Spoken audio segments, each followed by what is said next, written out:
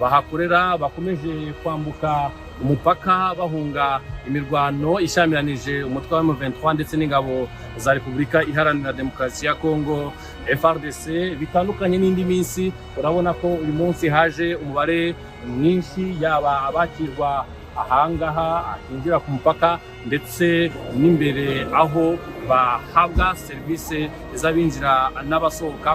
Abari kuza ni bafite ibyangombwa bemerera kuza mu Rwanda. Ntabwo twavuga ko ari impunzi kuko bari kwinjira mu Rwanda mu buryo bwemewe n'amategeko bagaragaje ibyangombwa byabo.